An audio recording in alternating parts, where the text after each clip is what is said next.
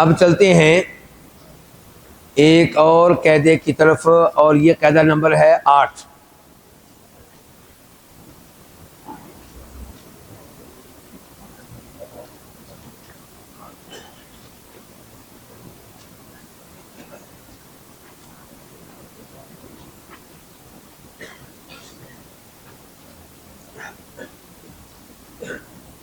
قاعدہ نمبر 8 کیا ہے جی؟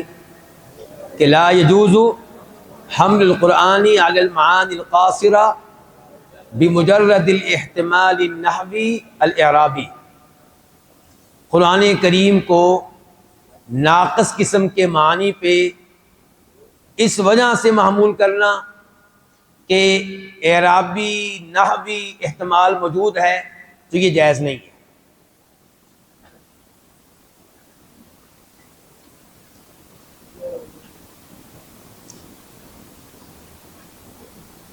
قاعدہ بیان کرنے سے پہلے یہاں پہ واضح کیا گیا ہے کہ عربی لغت کی بہت زیادہ اہمیت ہے۔ تفسیر قرآن کے معاملے میں عربی لغت کی بہت زیادہ اہمیت ہے، اور اس کا انکار کون کر سکتا ہے؟ کیونکہ قرآن نازل ہوا کس زبان میں؟ عربی میں۔ عربی زبان میں مہارت نہیں ہوگی تو آپ قرآن کریم کی تفسیر میں غلطی کریں گے۔ اس کی پہلے ایک مثال لے لیں، یہ قاعدے سے پہلے ایک مثال دے رہا ہوں۔ امام خطابی روایت کرتے ہیں ابو العالیہ سے۔ ابو العالیہ کون ہے جی؟ نہیں، مطلب صحابی ہیں تابعی ہیں۔ اچھا، یہ کہتے ہیں ابو العالیہ سے سوال کیا گیا۔ امام خطابی روایت کرتے ہیں کہ ابو العالیہ سے سوال کیا گیا قرآن کریم کی اس آیت کی تفسیر کے بارے میں، الذین هم عن صلاتهم ساہون، کہ وہ لوگ جو اپنی نمازوں سے غافل رہتے ہیں۔ سوال یہ کیا گیا ما ھذا السہو، اس آیت میں جو سہو آیا ہے، سہو سے کیا مراد ہے؟ اس غفلت سے کون سی غفلت مراد ہے؟ قال، تو ابو العالیہ فرمانے لگے الذی لا یدری عن کم ینصرف عن شفع او وتر، اس سے مراد یہ ہے کہ نماز میں اس قدر غافل ہو جانا کہ انسان کو یہ پتہ نہ چلے کہ تیسری رکعت ہے کہ چوتھی رکعت ہے، پہلی رکعت ہے کہ دوسری رکعت ہے۔ قال الحسن، حسن بصری بیٹھے ہوئے تھے، کہنے لگے مہ یا ابو العالیہ، ابو العالیہ خاموش، یہ کیا کہہ رہے ہو؟ لیس ھذا، یہ اس آیت کی تفسیر نہیں ہے، بلکہ اس سے مراد وہ لوگ ہیں جو نماز سے غافل رہتے ہیں، یعنی کہ نماز کو قضا کر بیٹھتے ہیں، نماز کو قضا کر بیٹھتے ہیں۔ اچھا، اب دلیل کیا دی حسن نے؟ قال الحسن الا ترى قوله عز وجل عن صلاتهم، اللہ نے یہ نہیں کہا الذین هم فی صلاتهم ساہون، فی نہیں کہا، کیا کہا ہے؟ ان۔ تو ان سے پتہ چلا کہ اس سے مراد ہے کہ نماز سے غافل ہو جانا، نماز نہ پڑھنا حتیٰ کہ نماز کا وقت گزر جائے۔ نماز میں غافل ہونا بھی غلط ہے، لیکن وہ اس آیت سے مراد نہیں ہے۔ یہ کس نے وعدہ کیا ہے؟ اور جن کو غلطی لگی ہے وہ کون تھے؟ ابو العالیہ، وہ بھی عربی تھے نا، وہ بھی، لیکن دھیان نہیں دیا اس بات کی طرف۔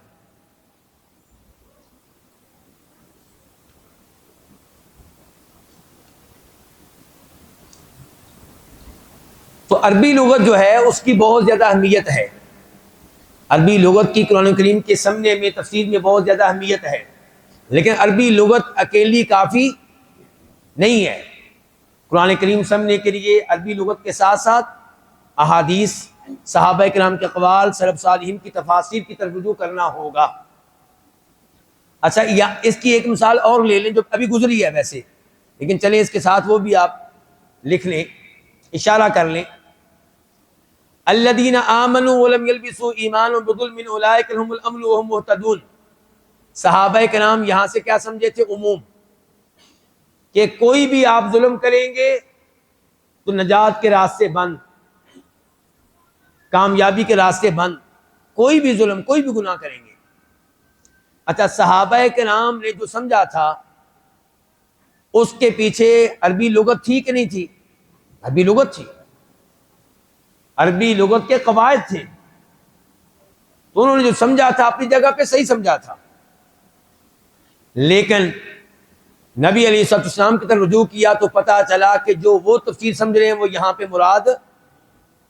اس سے کیا پتہ چلا؟ نمبر ایک کہ قرآن کریم کی تفسیر درست معنوں میں جاننے کے لیے حدیث کی طرف رجوع کرنا ضروری ہے، جیسے صحابہ کرام نے رجوع کیا اللہ کے نبی کی طرف۔ اگر صرف عربی پہ اعتماد کرتے تو غلط تفسیر پہ زندگی گزارتے۔ تو جاوید احمد غامدی صاحب سے کہا جائے گا کہ عربی لغت کے ساتھ ساتھ احادیث نہایت ضروری ہیں، احادیث کی طرف رجوع کیے بغیر چارہ نہیں ہے، بلکہ یہاں سے بھی پتہ چلا کہ نبی علیہ السلام کے شاگردوں کی طرف رجوع کرنا بھی ضروری ہے، جنہوں نے تفسیر کے لیے بار بار اللہ کے رسول سے رابطے کیے علیہ الصلوۃ والسلام۔ اور اس سے یہ بھی پتہ چلا کہ قرآن کی تفسیر قرآن کے ذریعے کریں پہلے، کیونکہ آپ نے کیا کہا تھا کہ اس آیت کی تفسیر کیا ہے؟ ان الشرک لظلم عظیم۔ تو بہرحال یہ مثال میں نے ابھی فی الحال اس لیے ذکر کی ہے کہ عربی زبان اکیلی کافی نہیں ہے۔ ایک اور مثال لے لیں آپ اس معاملے میں، یہ اس معاملے میں ایک اور مثال ہے، مسروق بن اجدع۔ یہ کون ہے؟ تابعی کبیر، بڑے تابعی ہیں۔ یہ سیدہ عائشہ کے پاس بیٹھے ہوئے ہیں اور سیدہ عائشہ کہہ رہی ہیں کہ جو یہ دعویٰ کرے کہ نبی علیہ الصلوۃ والسلام نے اپنے رب کو اپنی آنکھوں سے دیکھا تھا تو وہ جھوٹ کہہ رہا ہے۔ وہ کیا کہہ رہا ہے؟ تو وہ جھوٹ کہہ رہا ہے۔ تو مسروق کہتے ہیں میں سیدہ عائشہ کی بات سنتے ہوئے ٹیک لگا کر بیٹھا ہوا تھا۔ کیسے بیٹھا ہوا تھا؟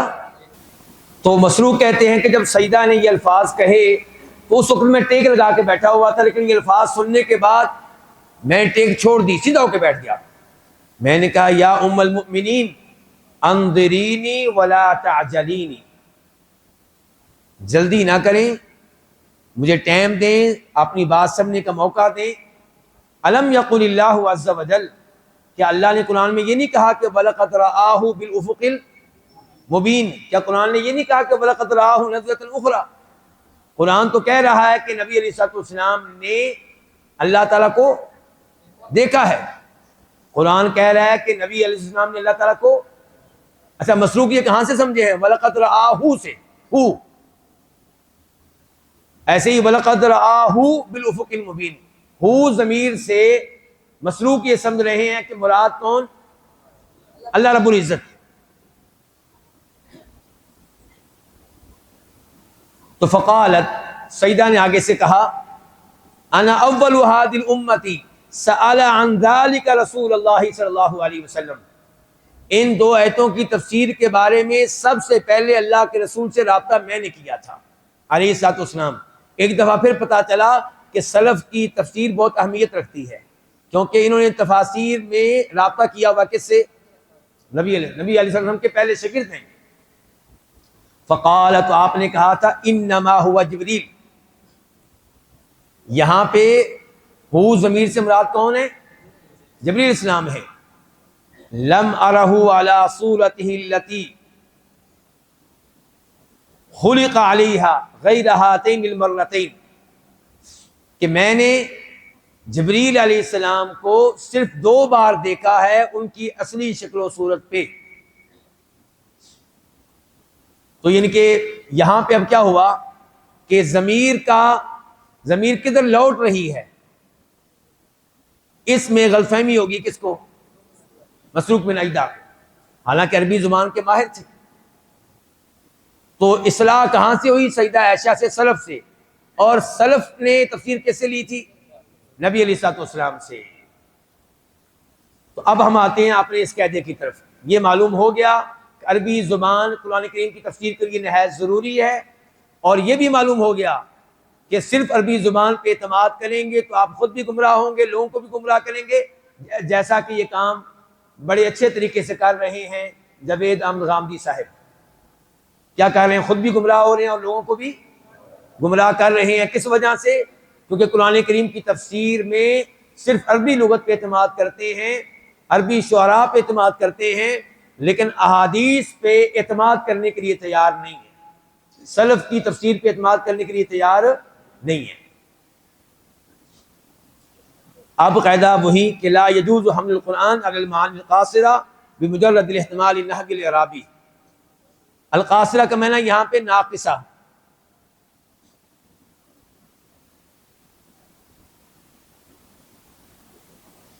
اچھا، یہ قاعدہ جو ہے جو ابھی ہم پڑھ رہے ہیں، یہ اس قاعدے میں تردید ہے دو طرح کے لوگوں کی.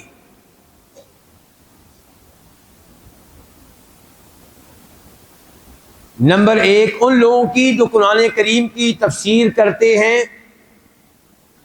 اپنے اپنے مذہب کے مطابق، چاہے وہ مذہب عقیدے کا ہو، چاہے وہ مذہب فقہ کا ہو. تو قرآن کریم کی تفسیر اپنے مسلک، اپنے مذہب کے مطابق کرنے کی کوشش کرتے ہیں، چاہے اس کے نتیجے میں قرآن کی تفسیر میں کوئی ایسا قول سامنے آ جائے جو قرآن کریم کی فصاحت و بلاغت کے شایان شان نہ ہو.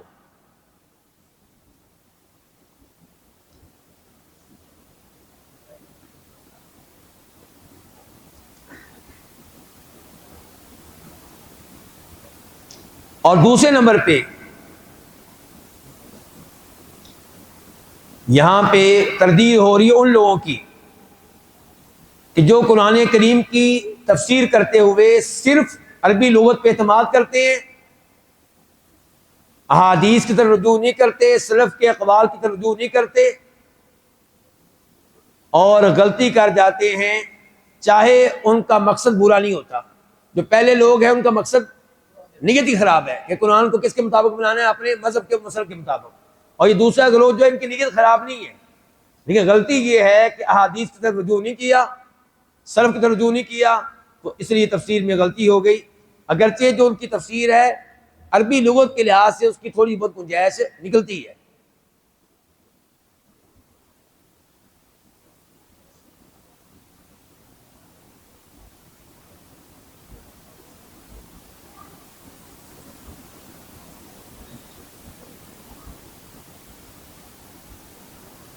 یہاں پہ امام ابو عبید القاسم بن سلام کا قول مناسب رہے گا. کہتے ہیں وَإِنَّمَا يُحْمَلُ الْقُرْآنُ عَلَىٰ أَعْرَبِ الْوُجُوهِ وَأَصَحِّهَا فِي اللُّغَةِ وَالنَّحْوِ.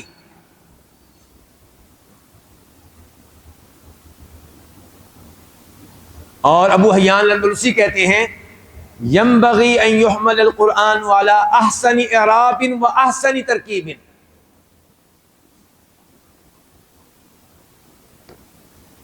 اب آتے ہیں ان مثالوں کی طرف جو آپ کے سامنے رکھی گئی ہیں. صفحہ نمبر میرے لیے، آپ کے لیے نہیں ہے، ٹھیک ہے. اچھا، مثال کیا تھی؟ یسألونک عن الشہر الحرام قتال فیہ، سورہ بقرہ آیت نمبر 217 217. یہ آپ سے سوال کرتے ہیں حرمت والے مہینوں کے بارے میں، یعنی کہ قتال فیہ، حرمت والے مہینے میں لڑائی کے بارے میں. یعنی کہ قتال کیا ہو جائے گا؟ بدل ہو جائے گا. قل کہہ دیجئے قتال فیہ کبیر، کہ حرمت والے مہینے میں لڑنا کبیر، بہت بڑا جرم ہے. وصد عن سبیل اللہ، اور اللہ تعالیٰ کے راستے سے روکنا. وکفر بہ، اور اللہ تعالیٰ کے ساتھ کیا کرنا؟ کفر کرنا. والمسجد الحرام، اور مسجد حرام سے روکنا. شیخ صاحب، قریب جو ہے ضمیر جدھر لوٹ سکتی ہے وہ تو وکفر بہ ہے.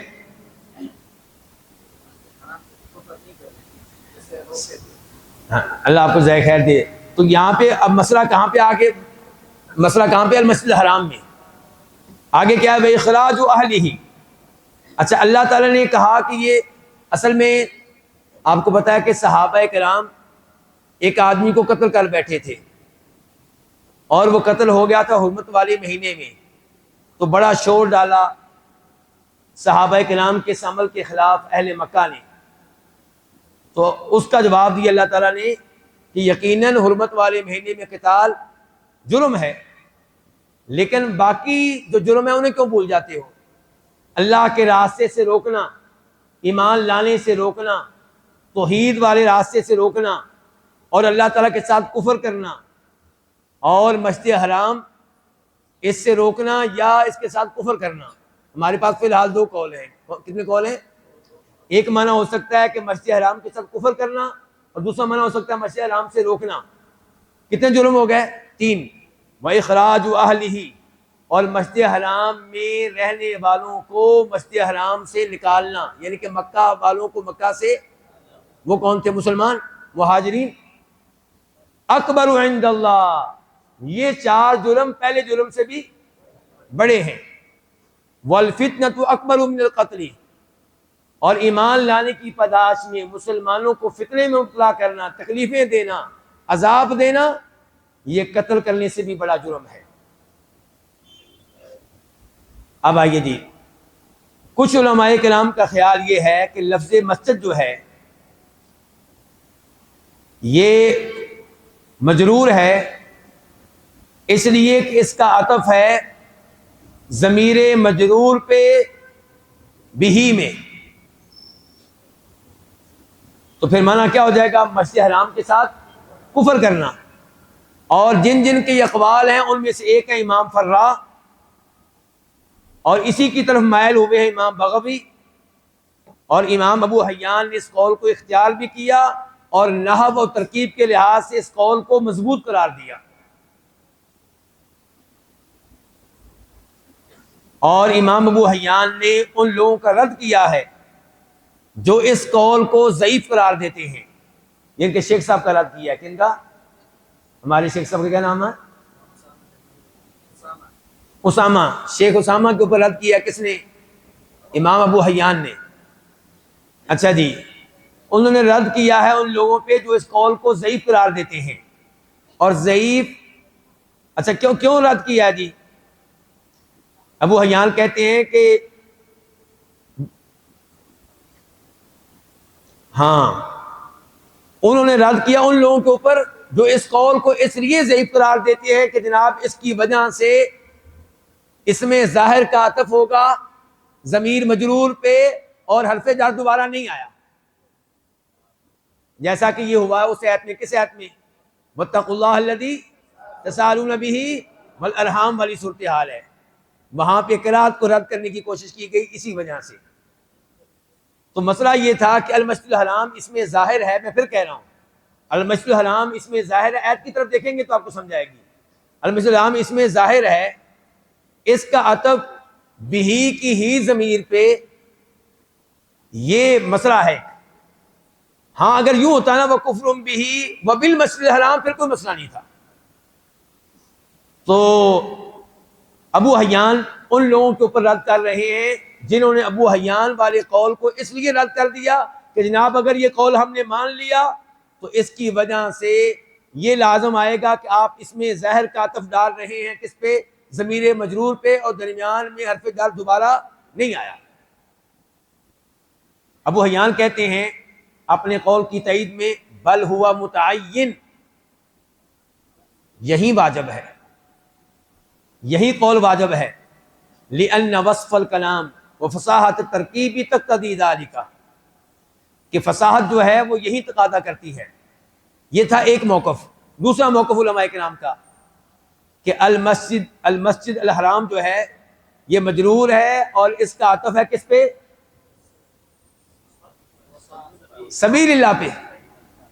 وصد عن سبیل اللہ والمسجد الحرام، یہ ہوگا دوسرا قول. اور مفہوم کیا ہوگا پھر؟ کہ سبیل اللہ سے روکنا، ایمان لانے سے روکنا، والمسجد الحرام، اور لوگوں کو مسجد حرام میں جانے سے روکنا، جیسا کہ انہوں نے روکا تھا صلح حدیبیہ کے موقع پہ. والکفر باللہ سبحانہ وتعالی، اور اللہ تعالیٰ کے ساتھ کفر کرنا. اور اہل مکہ کو مکہ سے نکالنا یہ بڑا جرم، یہ بڑے جرائم ہیں، یہ بڑے گناہ ہیں۔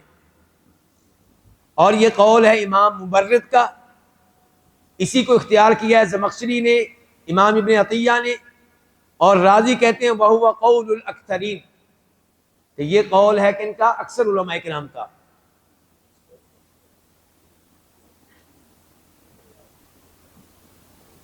اچھا جی، جو پہلے قول کے قائل ہیں، پہلا قول کیا تھا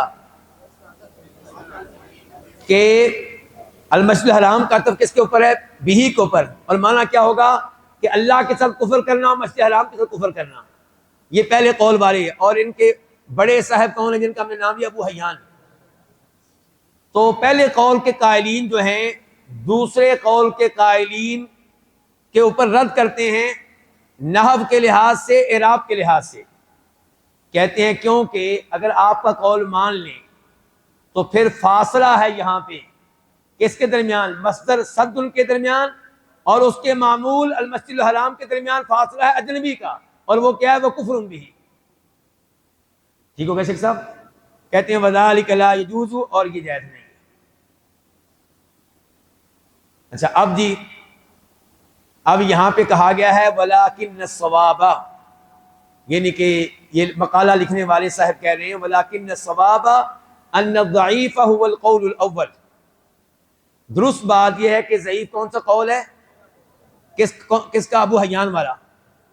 للثانی، نہ کہ دوسرا، نظرا الی المعنی للاعراب، ہم ضعیف قرار دے رہے ہیں پہلے قول کو کس کی طرف دیکھتے ہوئے؟ معنی کی طرف دیکھتے ہوئے، نہ کہ اعراب کی طرف دیکھتے ہوئے۔ اعراب کے لحاظ سے تو ان کے اوپر بھی ایک اعتراض آ رہا تھا، ان کے اوپر بھی ایک اعتراض آ رہا تھا۔ اچھا جی، اچھا اب اس کو درست قرار دیا، اس کو ضعیف قرار دیا، اس کے اسباب۔ الوجہ الاول، پہلا سبب،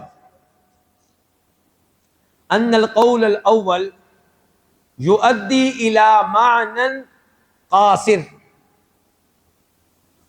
متنافی مع فصاحت القرآن الکریم، کہ اگر ہم ابو حیان کا قول قبول کر لیں اور یہ کہیں کہ مراد ہے کہ مسجد حرام کے ساتھ کفر کرنا، تو یہ ایسا مفہوم ہے، ایسا معنی ہے جو بڑا ضعیف قسم کا، ناقص قسم کا، قرآن کی فصاحت کے مطابق نہیں ہے۔ فإن الكفر بالمسجد الحرام لا معنی له، مسجد حرام کے ساتھ کفر کیا اس کا کوئی مطلب نہیں نکلتا۔ قال ابن الانباری، امام ابن الانباری کہتے ہیں الا ترى، کہ آپ دیکھتے نہیں ہیں، انہم یقولون، کہ کہنے والے یہ کہتے ہیں، یہ لفظ استعمال کرتے ہیں صددتہ عن المسجد، یہ لفظ استعمال ہوتا ہے کہ میں نے فلاں بندے کو مسجد میں جانے سے روک دیا، صددتہ عن المسجد، ولا یکادون یقولون کفرت بالمسجد، مسجد کے اوپر کفر کا لفظ کوئی استعمال نہیں کرتا، ہاں صد کا لفظ استعمال ہوتا ہے مسجد کے اوپر، مسجد سے روکنا۔ یہ آپ کو عبارت ان کی مل جائے گی الانصاف فی مسائل الخلاف میں، کہتے ہیں فالقول بالکفر بالمسجد الحرام، یہ گفتگو ختم ہوگی ابن الانباری کی، اب صاحب کتاب کی گفتگو ہے۔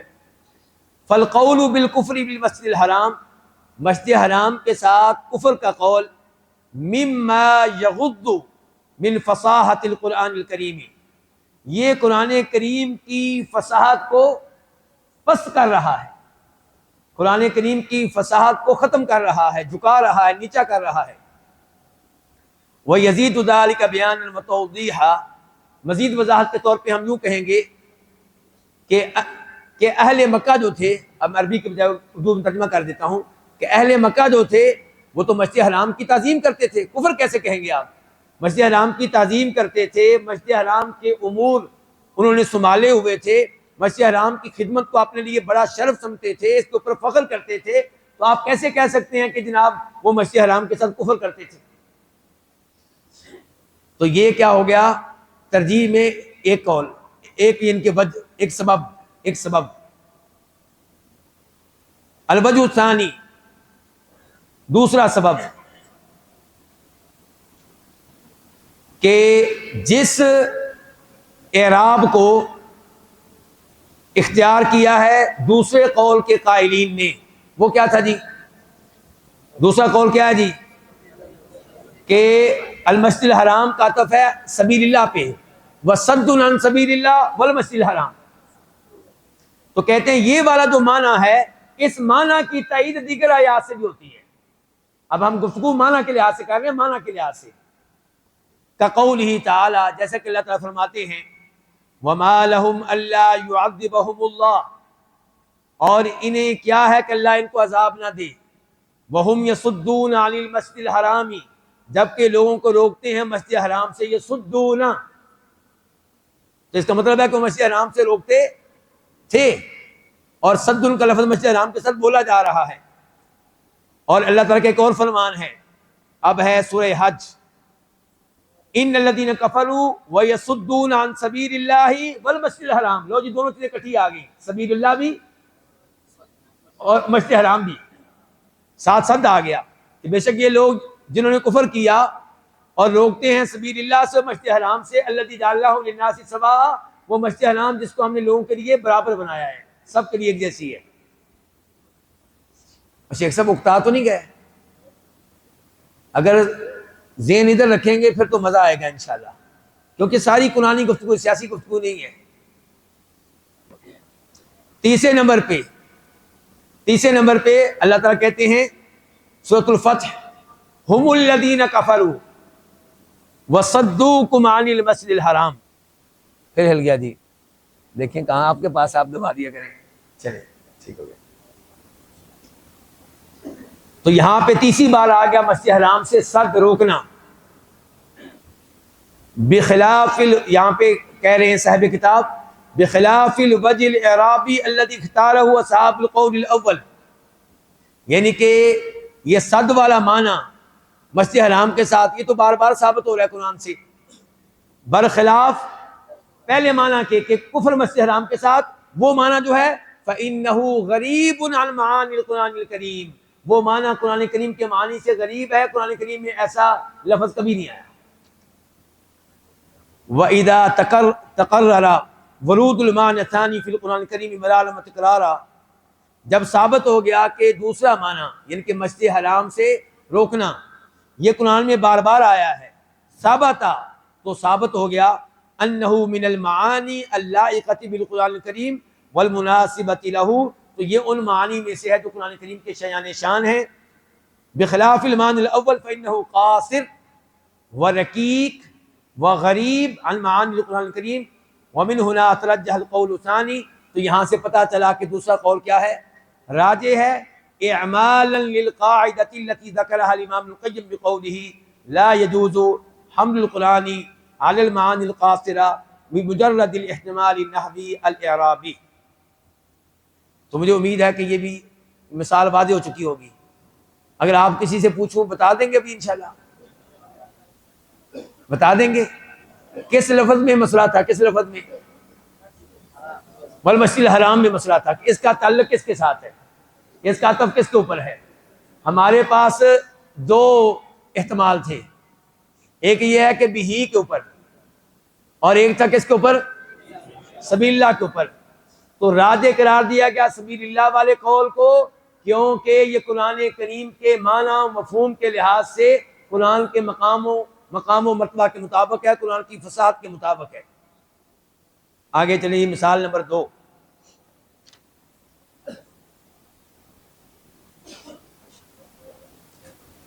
مثال نمبر 2 ہے اللہ تعالیٰ کا فرمان، یا ایھا النبی حسبک اللہ ومن اتبعک من المؤمنین. اے نبی، حسبک اللہ، اللہ تعالیٰ آپ کے لیے کافی ہے. ومن اتبعک من المؤمنین، ہاں جی، اور جو آپ کے مومن پیروکار ہیں ان کو کیا ہے جی، ان کے لیے بھی کافی ہے. چلیں جی، شیخ صاحب نے یہ معنی کیا ہے. اب دیکھتے ہیں اس میں کیا کیا قوال ہیں. پہلا قول،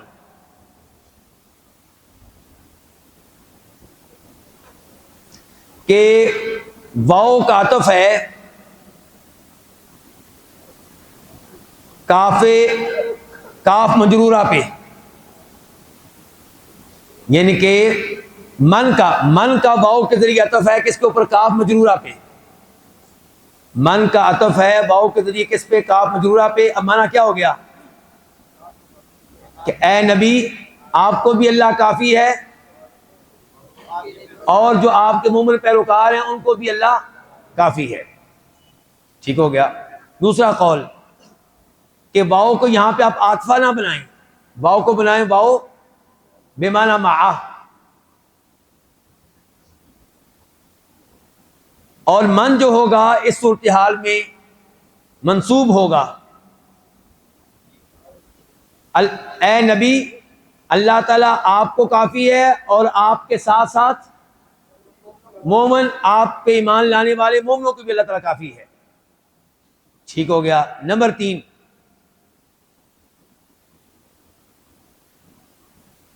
کہ من جو ہے اس کو آپ بنا لیں مبتدا اور خبر اس کی محذوف نکال لیں. کیا ہو جائے گا؟ یا ایھا النبی حسبک اللہ ومن اتبعک من المؤمنین فحسبهم اللہ. اے نبی آپ کے لیے اللہ کافی ہے اور جو آپ کے مومن پیروکار ہیں فحسبهم اللہ، ان کے لیے بھی اللہ تعالیٰ کافی ہے. اب تک جو تینوں یعنی کہ اقوال سامنے آئے ہیں وہ تینوں میں کوئی بڑا مسئلہ نہیں ہے، بڑا مسئلہ نہیں ہے. اچھا اب چوتھا قول، یہ چوتھا قول جو ہے یہ 3 اقوال جو تھے یہ اس کتاب میں میں نے ذکر نہیں کیے، لیکن امام القیم رحمہ اللہ نے یہ تینوں ہی یا کم از کم ان میں سے 2 ذکر کیے ہوئے ہیں اپنی کتاب زاد المعاد میں. میرے خیال میں یہ زاد المعاد سے ہے. جی یہ زاد المعاد سے ہی ہے. اچھا اب جو قول ہے وہ باقاعدہ یہاں اس کتاب کا حصہ بنایا گیا ہے، وہ یہ ہے کہ من کا عطف ہے کس کے اوپر؟ لفظ جلالہ کے اوپر، کہ اے نبی آپ کے لیے اللہ کافی ہے. دوسرے نمبر پہ آپ کے لیے مومن کافی ہیں، یعنی کہ آپ کے لیے اللہ اور اللہ کے مومن بندے کافی ہیں. تو کافی کون کون ہو گیا؟ اللہ بھی مومن بھی. جبکہ ہم لوگ نعرہ کیا لگاتے ہیں؟ یا رسول اللہ مدد کا، صرف ایسے ہی ہے. اور معذرت کے ساتھ یا اللہ مدد کا نعرہ لگاتے ہیں، صرف یا رسول اللہ مدد کا نعرہ نہیں لگاتے، آگے یا علی مدد کا نعرہ بھی نہیں لگاتے. تو اب اس مثال کو دیکھیے گا ذرا دھیان سے. امام القیم رحمہ اللہ یہ چوتھی جو تقدیر ہے اس کا تذکرہ کرنے کے بعد کہتے ہیں وَفِيهَا تَقْدِيرٌ رَابِعٌ. اس کا مطلب یہ چاروں امام صاحب نے ذکر کی ہیں. کہتے ہیں اس میں ایک چوتھی تقدیر بھی ہے، وَهُوَ خَطَأٌ مِنْ جِهَةِ الْمَعْنَى، اور وہ غلط ہے کس اعتبار سے؟ معنی کے اعتبار سے.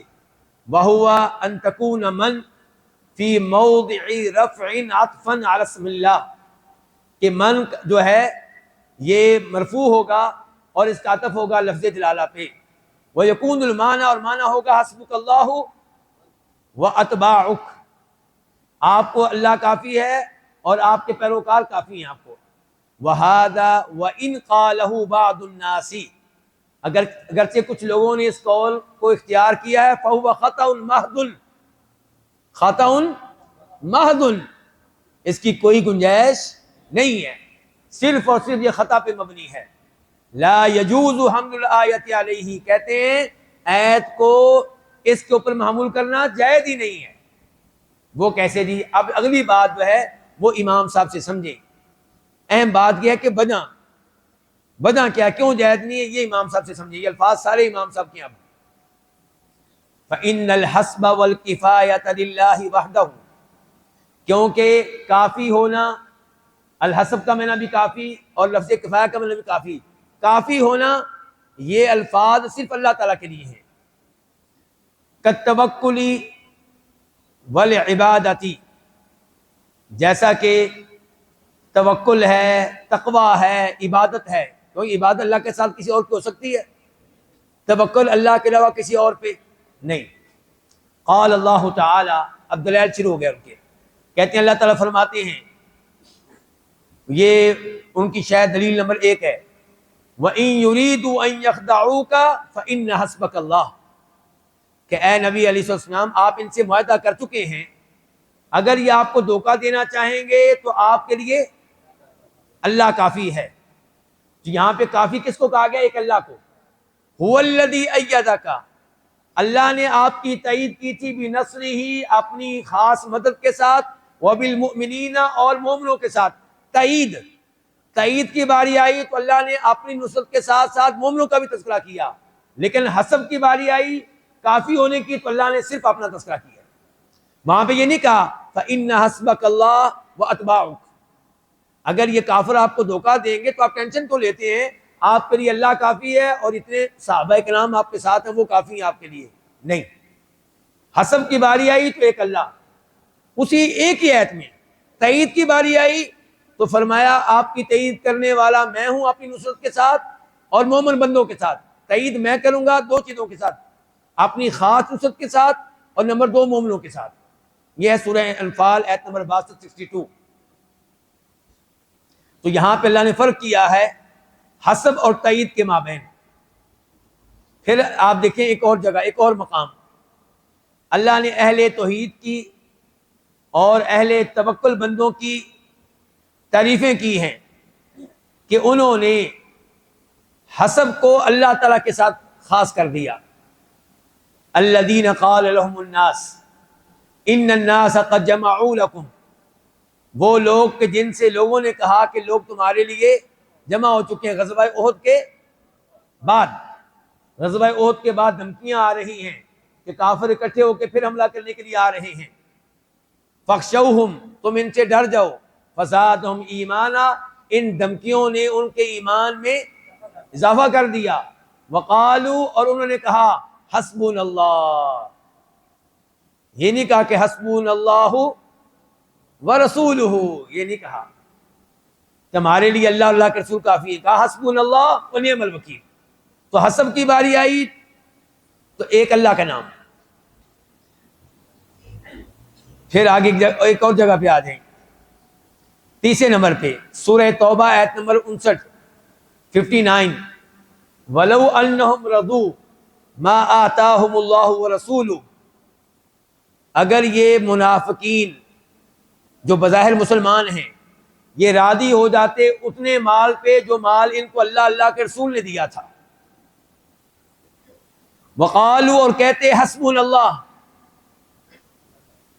دینے کی باری آئی، تذکرہ ہو رہا ہے اللہ کے ساتھ کس کا؟ اللہ کے رسول کا. غور کریں ذرا، سیاق و سباق کا تقاضا یہ تھا کہ آگے بھی رسول آتا. وَلَوْ أَنَّهُمْ رَضُوا مَا آتَاهُمُ اللَّهُ وَرَسُولُهُ، اگر یہ راضی ہو جاتے اسی مال پہ جو اللہ اللہ کے رسول نے دیا تھا. وَقَالُوا حَسْبُنَا اللَّهُ، اور کہتے ہمارے لیے اللہ کافی ہے، آگے رسول نہیں آیا. پھر آگے دیکھیں، مزید دیکھیں، کہتے اللہ کافی ہے. سَيُؤْتِينَ اللَّهُ مِنْ فَضْلِهِ، ان قریب اللہ ہمیں اپنے فضل سے دے گا. وَرَسُولُهُ، اور اس کا رسول بھی دے گا. دینے کی باری آئی تو اللہ اللہ کے رسول، حسب کی باری آئی تو اکیلا اللہ. بات ہے شیخ صاحب. اچھا، لیکن دینا بھی مسئلہ نہ بن جائے آپ کے لیے. دینے کا تذکرہ بار بار آ رہا ہے. تو جی بھابی کہتے ہیں اللہ کے رسول نہیں دیتے، یہاں پہ تو بار بار 2 دفعہ آ گیا ایک ہی آیت میں. جی شیخ صاحب، جب تک آپ حیات تھے تو انما انا قاسم واللہ یعطی، اللہ دینے والا میں تقسیم کرنے والا. تو جب تک آپ حیات تھے اللہ کا دیا ہوا مال تقسیم کرتے تھے. جب اللہ دیتا تھا تب تقسیم کرتے تھے، جب اللہ نہیں دیتا تھا تب معطف بھی کر لیتے تھے. ولا علی الذین، پڑھتے نہیں پڑھتے، لا اجد ما احملکم علیہ، لا اجد، میرے پاس کوئی روٹی نہیں ہے. اور صحابہ کرام روتے ہوئے جا رہے ہیں. چلیں جی، کہتے ہیں امام صاحب کہ آپ غور کیجئے کہ یہاں پہ اللہ تعالیٰ نے کیسے دینے کا تذکرہ کرتے ہوئے دینے کی نسبت اللہ کی طرف بھی کی ہے، اللہ کے رسول کی طرف بھی کی ہے علیہ الصلوۃ والسلام. کما قال تعالی وما آتاکم الرسول فخذوہ، وہاں پہ بھی مال کا تذکرہ ہے، وما آتاکم الرسول فخذوہ. اور حسب کی باری آئی تو اس کو اللہ تعالیٰ نے خاص اپنے لیے رکھا. فلم یقول، اللہ نے یہ نہیں کہا وقالوا حسبنا اللہ ورسولہ. اور یہ ایسے ہی ہے جیسے اللہ تعالیٰ نے کہا انا الی اللہ راغبون، ولم یقل والی رسولہ، بلکہ رغبت جو ہے صرف ایک اللہ کی طرف. کما قال تعالی فاذا فرغت فانصب والی ربک فارغب فالرغبۃ والتوکل والانابۃ والحسب للہ وحدہ کما ان العبادۃ والتقوى والسجود للہ وحدہ والنذر والحلف لا يكون الا للہ سبحانہ وتعالی. چوتھی دلیل دینے لگے امام صاحب. ایک مسئلے پہ قرآن سے 3 دلائل دے چکے ہیں اور چوتھی اور آخری دلیل الیس اللہ بکاف عبدا. کیا اللہ تعالیٰ اپنے بندے کے لیے کافی نہیں ہے؟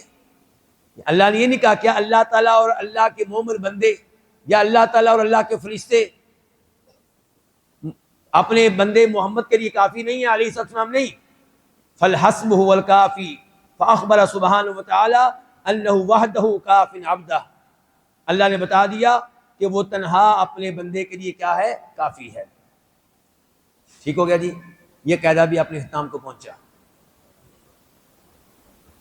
کتنا ٹائم رہ گیا جی عشاء کی اذان میں؟ جی ابھی کیا ٹائم ہوا؟ 10 منٹ ہیں، پڑھتے ہیں. ٹھیک ہے انشاءاللہ.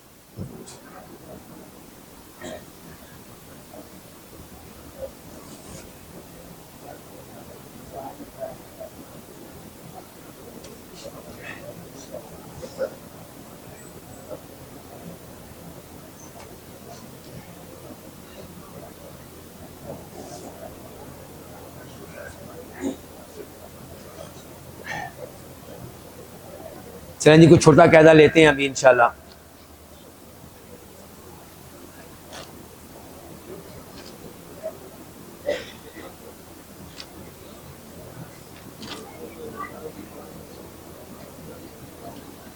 چلیں یہ قاعدہ نمبر 2 لے لیتے ہیں انشاءاللہ.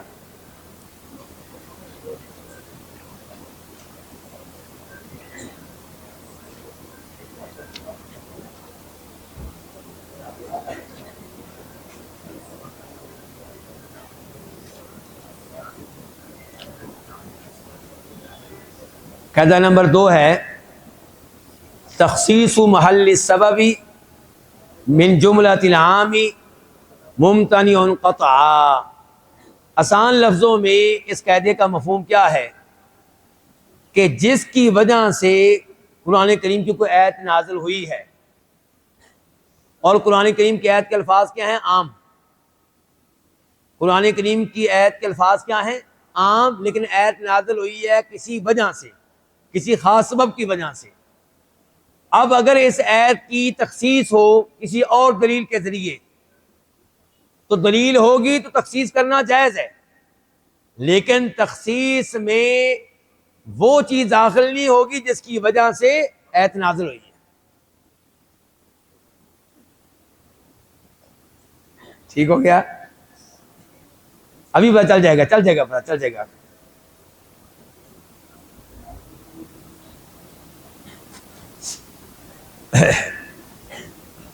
تخصیص کا معنی تو پتہ ہے نا آپ کو؟ یہ نہیں کہ عام کو اس کے بعض افراد کے ساتھ خاص کر دینا، عام کو اس کے بعض افراد تک محدود کر دینا. یہ کیا ہے؟ تخصیص.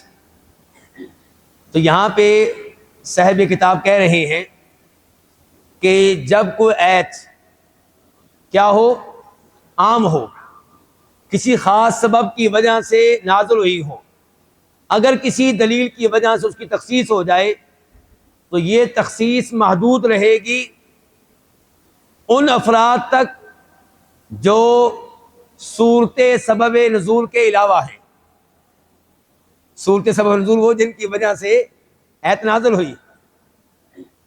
جہاں تک تعلق ہے صورت السبب کا تو اسے آیت کے عموم سے خارج کرنا بالکل بھی جائز نہیں ہے. وہ تو آیت کے عموم میں سب سے پہلے داخل ہوگی. وہ آیت کے عموم میں، بھئی ہم نے آیت پڑھی نا ان الذین یرمون المحصنات الغافلات المؤمنات پڑھی ہم نے، تو سب سے پہلے اس میں کون داخل ہیں؟ سیدہ عائشہ.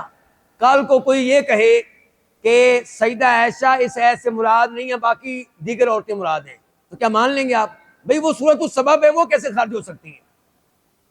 اب بات واضح ہوگی شیخ صاحب؟ چلیں.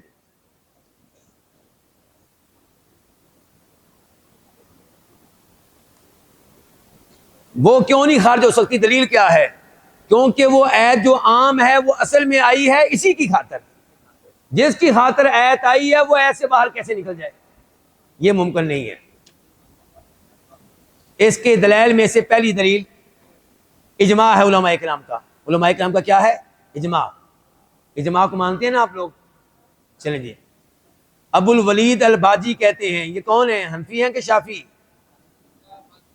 مالکی ہیں، اللہ آپ کو جزائے خیر دے. انس ماشاءاللہ صحیح جواب دیتا ہے. کیا کہتے ہیں؟ لا خلاف بین الامتی، امت میں کوئی اختلاف نہیں ہے اس مسئلے میں کہ انہ لا یجوز، نہیں جائز ہے کیا، اخراج ما تناولہ السبب من اللفظ العام بتخصیصی. لا یجوز اخراج ما تناولہ السبب من اللفظ العام بتخصیصی، کہ عام الفاظ سے سبب کو نکال دینا تخصیص کے ذریعے یہ جائز نہیں ہے. ان کا یہ قول آپ کو ان کی کتاب میں ملے گا، احکام الفصول فی احکام الاصول. اسی طرح کا قول امام ابن اللحام نے بھی ذکر کیا ہے، ان کا تذکرہ کرنے کی ضرورت نہیں ہے.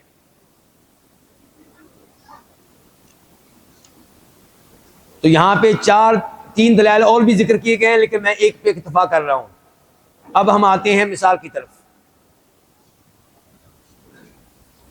مثال کیا جی؟ اللہ تعالیٰ کا فرمان، یا ایھا النبی لما تحرم، اے نبی آپ کیوں حرام کرتے ہیں ان چیزوں کو جو اللہ نے آپ کے لیے حلال کر دی ہیں. تبتغی مرضات ازواجک، کیا آپ اپنی بیویوں کی خوشنودی چاہتے ہیں. واللہ غفور رحیم، اللہ بہت بخشنے والا نہایت مہربان ہے. قد فرض اللہ لکم، اللہ تعالیٰ نے مقرر کر دیا ہے یا فرض کر دیا ہے، لکم تمہارے لیے، تحلت ایمانکم، اپنی قسموں کو کھولنا. مراد کیا؟ قسموں کو توڑنا اور کفارہ ادا کرنا. اب وضاحت یہ ہے کہ علماء کرام کا اختلاف ہے اس آدمی کے بارے میں جو اپنے اوپر کوئی کھانا حرام کر لے، اپنے اوپر کوئی یا کوئی مشروب حرام کر لے. قسم اٹھا لی تھی کہ پیپسی نہیں پیوں گا، یا کوئی لونڈی حرام کر لے، یا اپنی بیوی کو اپنے اوپر حرام کر لے. اب اس کا کیا حکم ہے جی؟ تو اس میں علماء کرام کے کئی ایک اقوال ہیں. یہ اقوال آپ کو مختلف کتابوں میں مل جائیں گے، میں نے کتابوں کے نام نیچے دیے ہیں.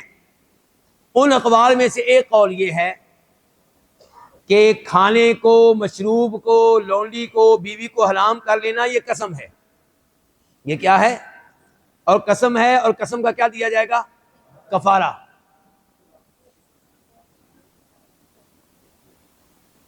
اچھا جی، امام ابن القیم رحمہ اللہ نے اس قول کے حق میں دلائل دیتے ہوئے ہمارے اس قاعدے کو دلیل بنایا ہے. کیا؟ تخصیص محل السبب من جملۃ العام ممتنع قطع، کہ یہ آیت کس بارے میں نازل ہوئی تھی؟ حلال چیز کو حرام قرار دینے کے معاملے میں. اور اللہ نے پھر کیا کہا کہ قسم توڑیں اور قسم کا کفارہ ادا. اللہ نے اس کو قسم قرار دیا. تو امام صاحب کہتے ہیں ولا بد ان یکون تحریم الحلال داخلا تحت هذا الفرض،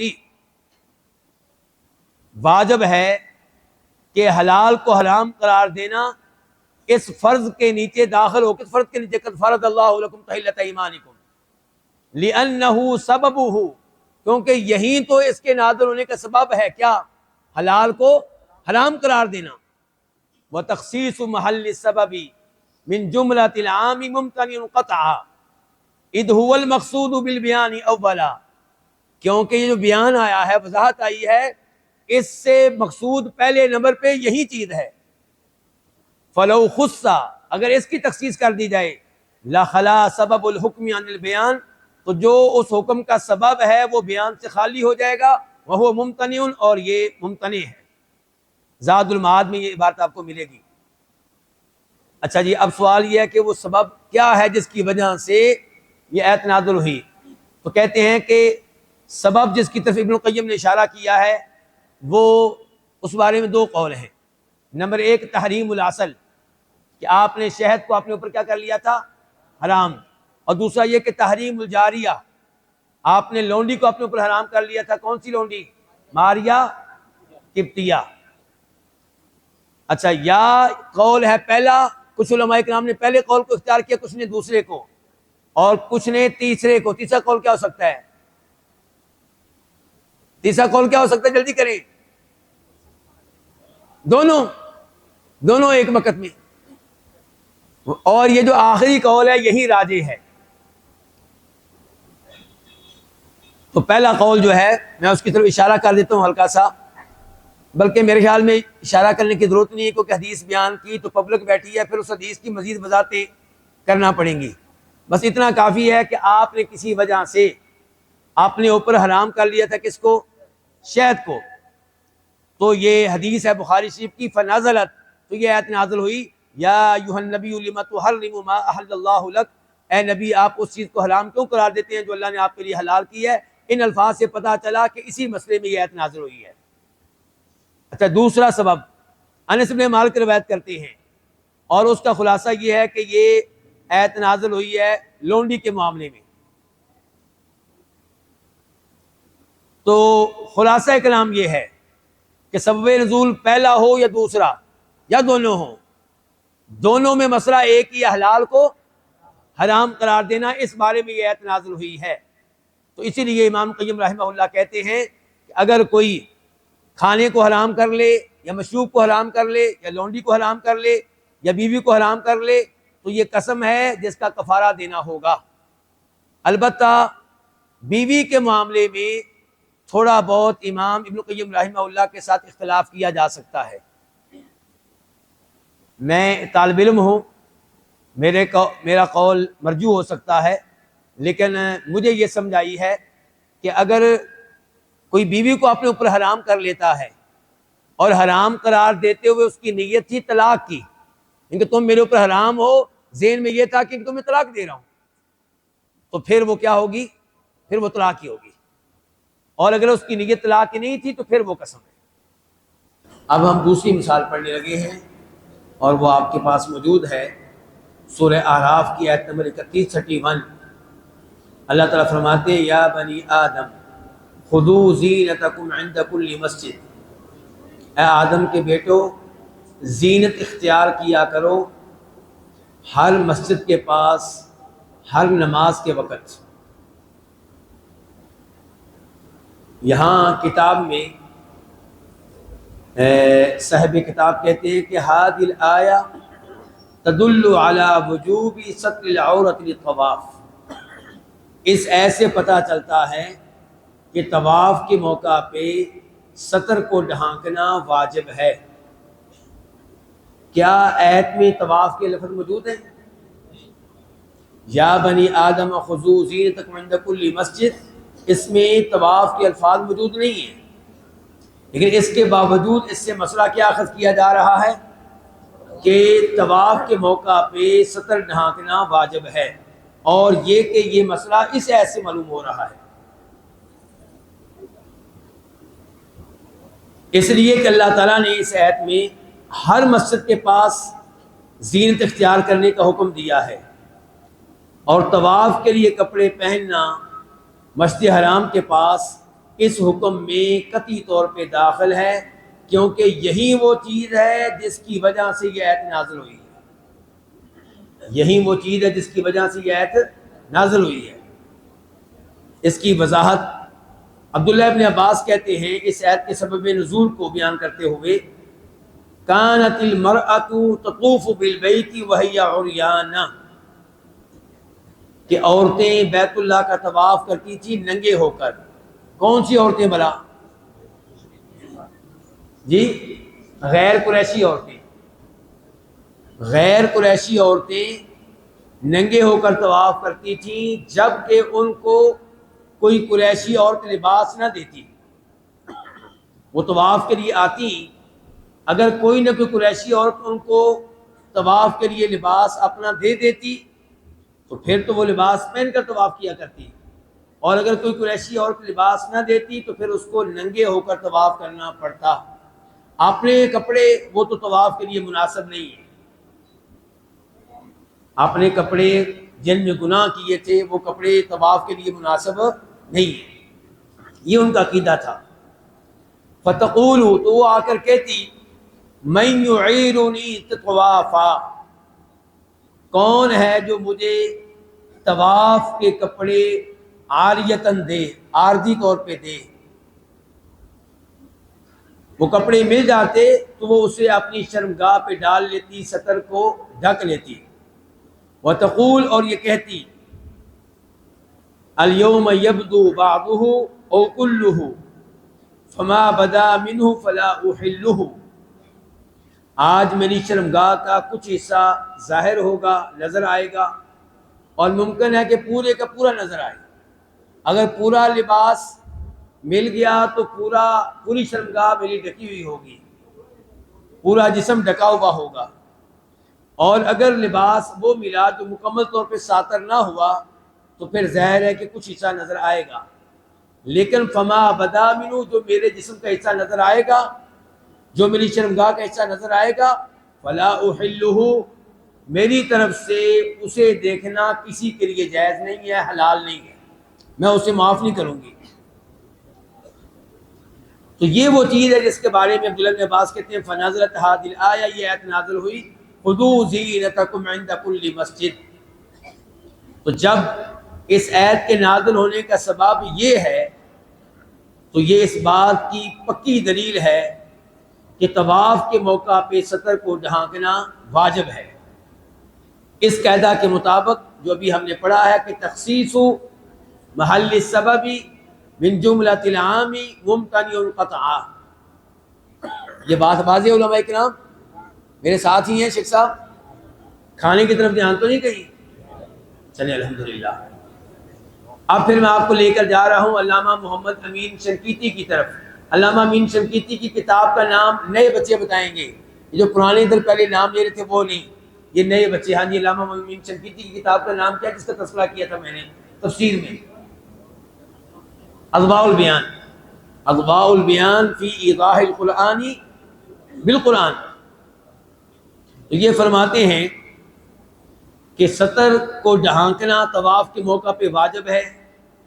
اس کی دلیل اللہ تعالیٰ کا یہ فرمان ہے یا بنی آدم خذوا زینتکم عند کل مسجد، اور اس آیت سے یہ دلیل کیسے معلوم ہوتی ہے؟ کہتے ہیں اس کے لیے دو چیزوں کو جاننا ضروری ہے۔ اگر آپ یہ جاننا چاہتے ہیں کہ اس آیت سے یہ مسئلہ کیسے معلوم ہو رہا ہے کہ طواف کے موقع پہ سطر کو ڈھانکنا واجب ہے، تو اس کے لیے دو چیزوں کا معلوم ہونا ضروری ہے۔ نمبر ایک، آپ کو یہ بات معلوم ہونی چاہیے کہ علم حدیث میں یہ بات طے ہو چکی ہے کہ تفسیر الصحابی، کہ صحابی کی تفسیر اذا کان له تعلق بسبب النزول، جب اس کا تعلق سبب نزول سے ہو تو ان له حکم الرفع، تو پھر صحابی کی تفسیر کو مقام ملے گا، مرتبہ ملے گا کس کا؟ مرفوع حدیث کا۔ اور دوسری بات یہ آپ کو معلوم ہونی چاہیے کہ صورت سبب النزول قطعیت الدخول، دیکھیں کیسے الفاظ ان کی، کیا کہتے ہیں؟ صورت سبب النزول قطعیت الدخول، کہتے ہیں کہ وہ چیز جس کی وجہ سے کوئی آیت نازل ہوئی ہے وہ اس آیت کے حکم میں داخل ہوگی، پکی بات ہے۔ اور یہ جمہور بلکہ جماہیر اصولیوں کا موقف ہے، وَهُوَ الصَّوَابُ، کہتے ہیں یہی درست موقف ہے۔ کہتے ہیں جب آپ کو یہ بات معلوم ہو چکی، یہ دونوں باتیں، پہلی بات کیا تھی کہ صحابی کی تفسیر کو وہ حکم المرفوع ہوگی جب اس کا تعلق کس سے ہو؟ سبب نزول سے۔ نمبر دو، یہ قاعدہ اگر آپ کو معلوم ہے کہ صورت سبب نزول قطعیت الدخول، تو جب یہ بات آپ جان چکے تو آپ کو پتہ ہونا چاہیے کہ اس آیت کا سبب نزول یہ ہے کہ وہ لوگ بیت اللہ کا طواف کرتے تھے ننگے ہو کر، عورت بیت اللہ کا طواف کرتی ننگے ہو کر، اور پھر وہ الفاظ کہتی جو ابھی آپ نے سنے ہیں۔ تو اس وجہ سے یہ آیت نازل ہوئی تھی یا بنی آدم خذوا زینتکم عند کل مسجد، اور جس زینت کو اختیار کرنے کا اس آیت میں حکم دیا گیا ہے اس میں یہ بات داخل ہے کہ وہ کپڑے پہنے اس وقت جب وہ مسجد حرام میں طواف کر رہے ہوں، کیونکہ یہی سبب نزول ہے جس کی وجہ سے آیت نازل ہوئی ہے۔ تو یہ دو مثالیں اس قاعدے کے تعلق سے واضح ہو چکی۔ اب ہم آگے بڑھتے ہیں۔ اب ہمارا قاعدہ نمبر 3 وہ کیا ہے؟ القراءتان کالآیتین۔ ہاں جی، علماء قراءت موجود ہیں یہاں پہ، ماشاءاللہ، کہ دو قراءتیں دو آیتوں کا مقام و مرتبہ رکھتی ہیں۔ ایک آیت میں دو قراءتیں ہیں تو یوں سمجھ لیں کہ آپ کے پاس دو آیتیں ہیں۔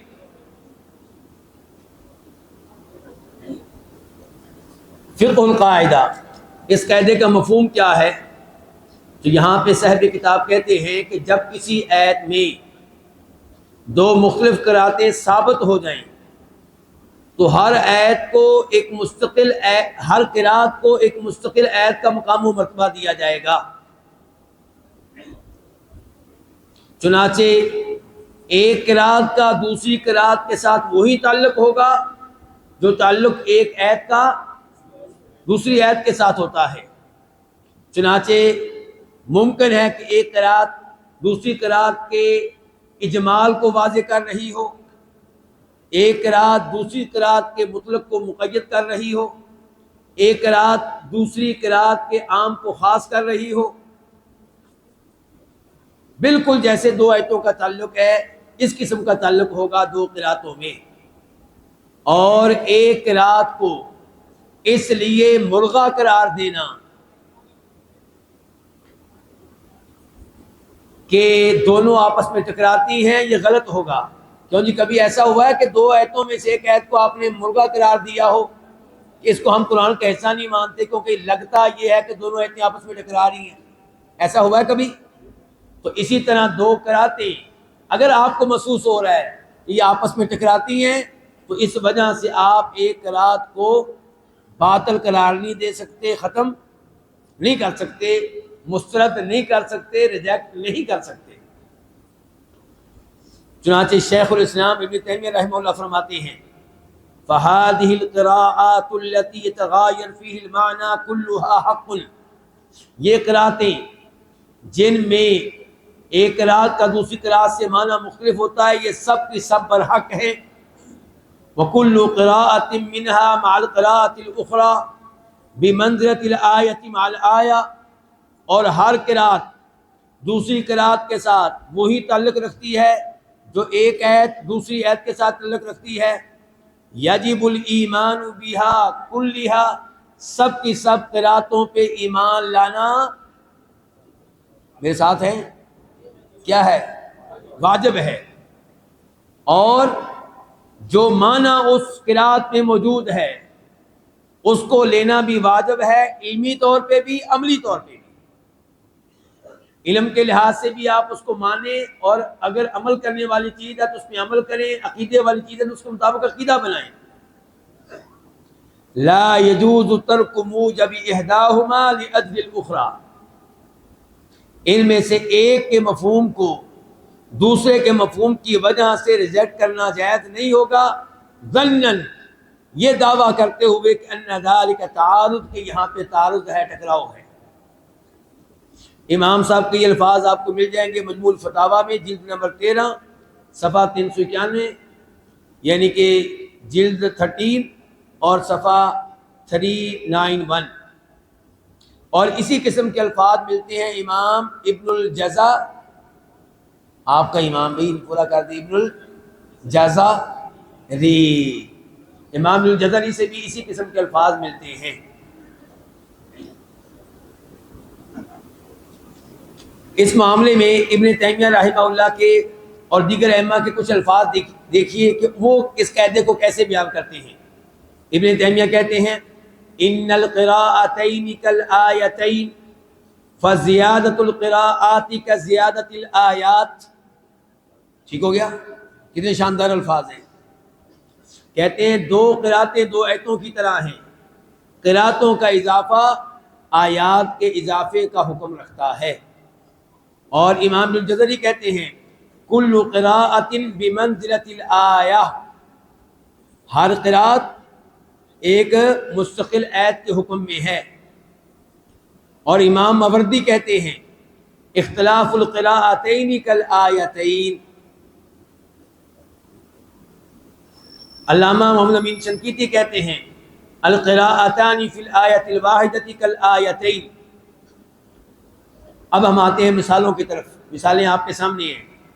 پہلی مثال وما ہوا علی الغیب بضنین. اور نبی علیہ الصلوۃ والسلام غیب کے معاملے میں ہرگز بخل کرنے والے نہیں ہیں. با کون سی ہے؟ با زائدہ توکید کے لیے کہ آپ غیب کے معاملے میں ہرگز کنجوسی کرنے والے نہیں ہیں. یعنی کہ جو غیبی خبریں اللہ آپ کو دیتا ہے آپ امت تک پہنچا دیتے ہیں. تو کہتے ہیں کہ یہاں پہ پہلی قرات ہے بضنین ضاد کے ساتھ.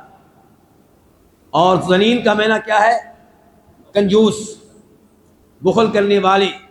تو آپ علمی طور پہ کنجوس واقع نہیں ہوئے.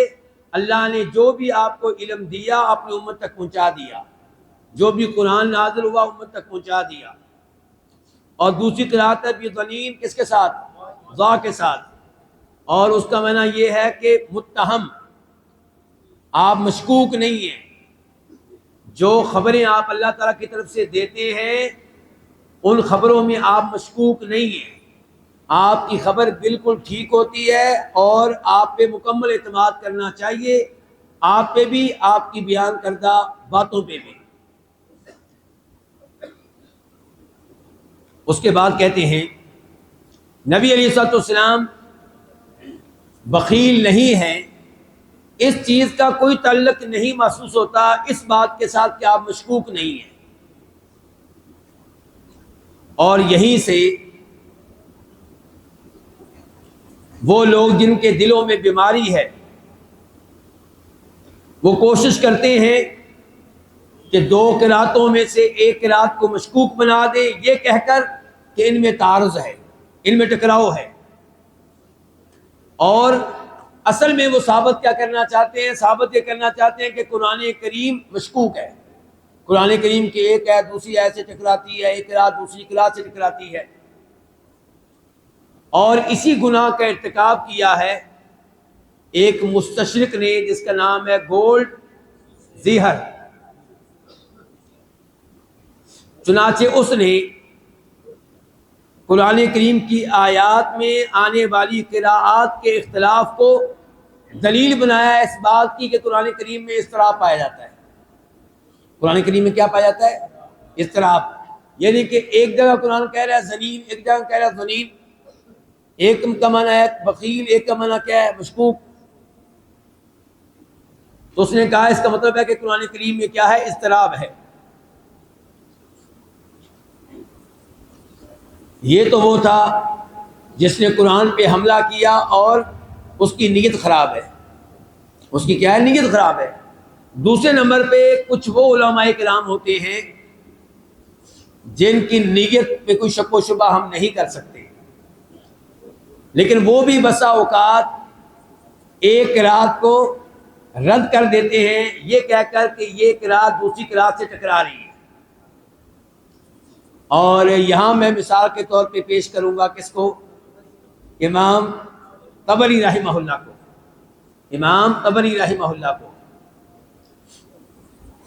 چنانچہ وہ کہتے ہیں اسی آیت کی تفسیر میں، کون سی آیت؟ کہتے ہیں وَأَوْلَى الْقِرَاءَتَيْنِ فِي ذَلِكَ عِنْدِي بِالصَّوَابِ مَا عَلَيْهِ خُطُوطُ مَصَاحِفِ الْمُسْلِمِينَ مُتَّفِقَةٌ. ان دو قراتوں میں سے جو قرات میرے نزدیک درست ہے یہ وہ قرات ہے جس پہ مسلمانوں کے مصاحف کا رسم الخط جو ہے اس کا اتفاق ہے. اگرچہ ان کی قرات مختلف ہے اور وہ ہے بضنین ضاد کے ساتھ، کیونکہ مسلمانوں کے جتنے بھی مصاحف ہیں ان میں یہ قرات لکھی ہوئی اسی شکل میں ہے. تو انہوں نے ضاد والی قرات کو قبول کر لیا اور ضاد والی قرات کو ریجیکٹ کر دیا. کس نے؟ امام طبری نے. آپ لوگ میرے ساتھ ہیں؟ چیک کروں زنین کا معنی کیا ہے پھر شیخ صاحب پیچھے؟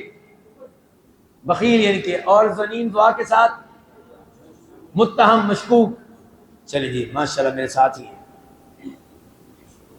جبکہ درست موقف کیا ہے یہاں پہ؟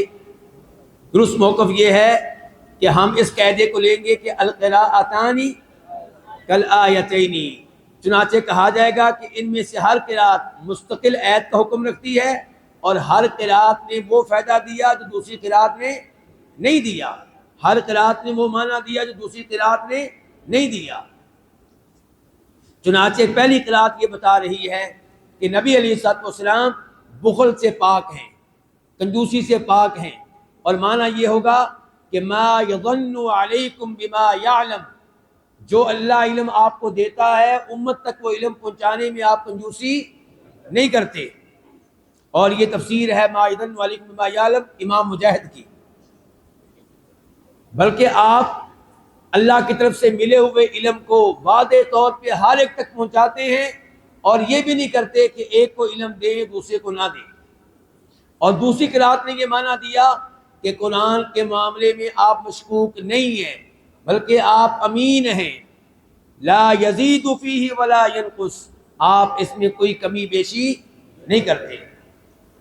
ولا شک ان کلا المعنیین صحیح، اور اس میں کوئی شک و شبہ نہیں کہ دونوں معنی صحیح ہیں. فالنبی علیہ الصلوۃ والسلام امین وہو لیس ببخیل، آپ امین ہیں اور بخیل نہیں ہیں. فالخلاف بین القراءتین اختلاف تنوع وتغایر لا اختلاف تضاد وتنافر، دونوں قراءتوں کے مابین جو اختلاف ہے یہ اختلاف تنوع ہے، اختلاف تضاد نہیں ہے. فارغ ہو گئے ہم پہلی مثال سے علماء کرام، اور آپ میرے ساتھ ہی تھے نا، کسی موبائل کے ساتھ تو نہیں لگے ہوئے. چلیں جی دوسری مثال. آج کوئی میچ مجھ تو نہیں ہے نا؟ الحمدللہ شکر ہے کوئی میچ نہیں آج، ورنہ آپ نے کہاں نظر آنا تھا. یہاں پہ ہے، آپ پریشان بیٹھتے جیسے ہے آج. چلیے دوسری مثال. اللہ تعالیٰ کا فرمان ہے یسبح له فیہا بالغدو والآصال رجال لا تلہیہم تجارت ولا بیع عن ذکر اللہ. یسبح له، اس کی تسبیح بیان کرتے ہیں، کس کی؟ اللہ کی. فیہا، ان میں، کن میں؟ مساجد میں. بالغدو والآصال، صبح شام. کون؟ رجال. رجال کیا ہوگا؟ یسبح کا فاعل. ایسے مرد، ایسے عظیم مرد، لا تلہیہم تجارہ، جنہیں کسی قسم کی تجارت اور کسی قسم کی بیع اللہ کے ذکر سے غافل نہیں کرتی. تو لفظ یسبح میں دو قراتیں ہیں، دونوں ثابت ہیں. پہلی قرات کہہ دی یسبح با کے کسرے کے ساتھ، اور یہ قرات ہے ابن کثیر کی، امام نافع کی، ابو عمر کی، امام حمزہ کی، امام قصائی کی، اور حفص عن عاصم کی. پہلی بار میں نے قراتیں آپ کو نہیں بتائی، بول گیا تھا. ٹھیک ہے اب بتا دیتے ہیں، آپ کا تو فن ہے. اور اس میں فاعل کیا ہے؟ رجال. اور یہ قرات بتا رہی ہے کہ اللہ تعالیٰ کے گھروں میں اللہ کی تسبیح بیان کرتے ہیں ایسے عظیم مرد جن کو تجارت اور بیع اللہ کے ذکر سے غافل نہیں کرتی. دوسری قرات یسبح با کے فتح کے ساتھ، اور یہ قرات ہے ابن عامر کی اور عاصم کی، ابو بکر کی روایت کے مطابق. ابو بکر کو نہیں جانتے آپ؟ دوسرا نام لیا جائے، شعبہ. چلیں جی. اور یہ قرات جو ہے یہ اس بات پہ دلالت کر رہی ہے کہ اللہ تعالیٰ کے گھر اللہ کی تسبیح سے آباد ہیں. کون سی قرات؟ دوسری قرات. دیکھیں نا، اب دیکھیں یسبح لہ، اللہ کی تسبیح بیان کی جاتی ہے ان گھروں میں صبح و شام. اللہ کی تسبیح بیان کی جاتی ہے ان گھروں میں صبح و شام. یسبح ہے نا. اب دیکھیں کہتے ہیں یہ قرات بتا رہی ہے کہ اللہ کے گھر اللہ کی تسبیح سے آباد ہیں، لیکن یہ نہیں بتا رہی کہ اس بابرکت عمل کو سر انجام دینے والے کون لوگ ہیں، یہ نہیں بتا رہی.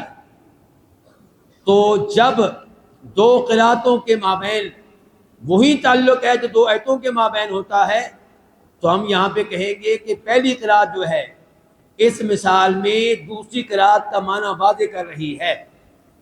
کیونکہ القراءتان کالآیتین، اور اس لیے کہ کلام اللہ یفسر بعضہ بعضا ویحمل بعضہ علی بعض، تو پہلی قرأت نے بتا دیا کہ تسبیح بیان کرنے والے دوسری قرأت میں وہ ہیں رجال لا تلہیہم تجارۃ ولا بیع عن ذکر اللہ۔ علامہ محمد امین شنقیطی کہتے ہیں اس قاعدے کو اس آیت کے اوپر چشمہ کرتے ہوئے وعلی ھذی القراءۃ، اور اس قرأت کے مطابق یعنی کہ دوسری قرأت، فالفاعل المحذوف، جو فاعل محذوف ہے، قد دلت القراءۃ الاولی، پہلی قرأت نے بتا دیا علی ان تقدیرہ رجال، کہ وہ مقدر اس کی تقدیر کیا ہے؟ رجال ہے۔ فکأنہ لما قال، گویا کہ جب اللہ تعالی نے کہا کہ یسبح لہ فیہا، کہ اللہ تعالیٰ کی تسبیح بیان کی جاتی ہے ان گھروں میں، قیلا، تو کہنے والے نے کہا ومن یسبح لہ فیہا، یہ بتائیے کہ اللہ کی تسبیح کون بیان کرتا ہے؟ قال رجال، ای یسبح لہ فیہا رجال۔ علامہ امین شنقیطی کہتے ہیں کہ ہم اس بابرکت کتاب کے مقدمے میں وعدے کر چکے ہیں کہ ہم قرآن کریم کی تفسیر کریں گے صرف اور صرف سبعی قرأتوں کے ساتھ۔ کون سی قرأتوں کے ساتھ؟ سبعی قرأت، جانتے ہیں نا؟ چلیں جی، چاہے جو دوسری قرأت ہے وہ اس آیت میں اسی آیت کو وعدے کرنے والی ہو یا وہ کسی اور آیت میں آئی ہو، لیکن ہم ان کے ساتھ قرآن کی تفسیر کریں گے، یہ ہم نے پہلے بتا دیا تھا، علامہ محمد امین شنقیطی فرما رہے ہیں۔ تو یہاں پہ ہم تیسرے قاعدے سے بھی فارغ ہو گئے۔ اب ہے ہمارا چوتھا قاعدہ،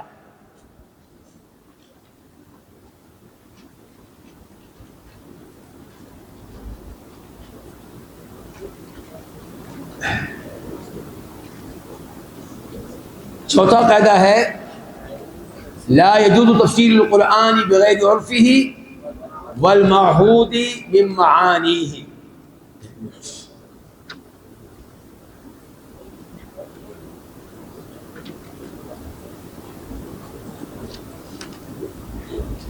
کیا معنی جی؟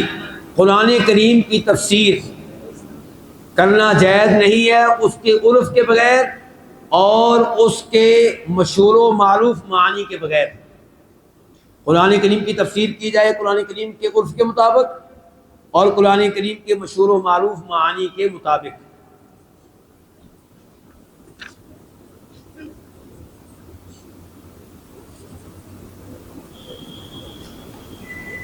یہاں پہ اس قاعدے کی شرح میں کہا گیا ہے کہ مفاد هذه القاعدہ انه یجب عند تفسیر لفظۃ او جملۃ او آیۃ من القرآن الکریم مراعات عرف المتکلم سبحانہ وتعالی، کہ کسی لفظ کی تفسیر کے وقت، کسی جملے کی تفسیر کے موقع پہ، کسی آیت کی تفسیر کے موقع پہ متکلم سبحانہ وتعالی کے عرف کا خیال رکھنا ضروری ہے۔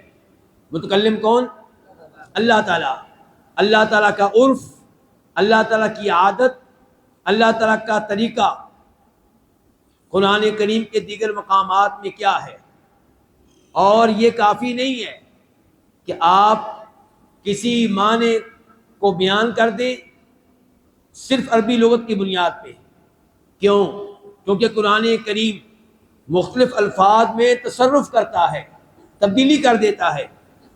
کبھی قرآن کریم کہیں پہ تعمیم کر دیتا ہے، عموم پیدا کر دیتا ہے، کبھی قرآن کریم کسی لفظ میں تخصیص پیدا کر دیتا ہے، اور کبھی قرآن کریم ایک لفظ میں لغوی معنی سے شرعی معنی کی طرف چلا جاتا ہے۔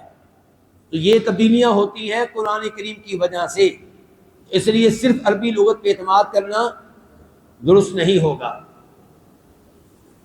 اس لیے جب کہیں علماء کرام اختلاف کریں قرآن کریم کے کسی لفظ کی تفسیر میں جس کے 2 سے زیادہ معنی ہوں عربی لغت کے اعتبار سے، لیکن ہم یہ دیکھیں کہ قرآن کریم ان معانی میں سے ایک ہی معنی کو ہمیشہ استعمال کرتا ہے، یا غالباً اسے استعمال کرتا ہے. سمجھ رہے علماء کرام؟ تو پھر دوسری جگہ پہ جہاں اختلاف ہوا ہے وہاں پہ تفسیر کی جائے گی اسی معنی کے مطابق جو معنی مطلد ہے، ہمیشہ آتا ہے قرآن میں، یا غالب ہے قرآن کریم میں، اور یہی قرآن کریم کا عرف کہلائے گا. یہ بات واضح ہوگی شیخ صاحب؟ ایک جگہ کسی لفظ کی تفسیر میں اختلاف ہو گیا اور وہاں پہ دو معنی بیان کر رہے ہیں علماء تفسیر، کیونکہ عربی لغت میں بھی اس کے دو معنی ہیں.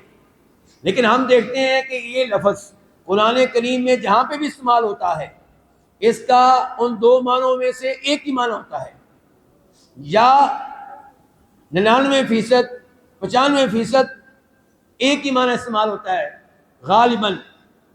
تو پھر جہاں پہ اختلاف ہوا ہے وہاں پہ یہی معنی لیں گے جو قرآن کریم میں عام طور پہ استعمال ہوا ہے.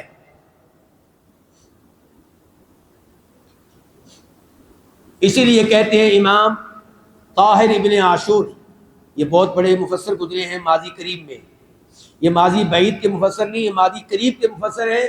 اس کے باوجود انسان ان کی تفسیر پڑھے تو انسان حیران رہ جاتا ہے. یہ تھے تیونس کے، ان کی تفسیر کا نام ہے التحریر و تنویر.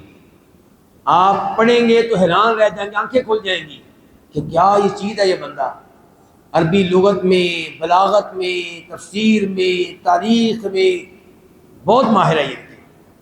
لیکن یہ افسوس رہے گا کہ عقیدے کے لحاظ سے اشری ہی ہے. عقیدے کے لحاظ سے کیا ہے؟ اشری ہے.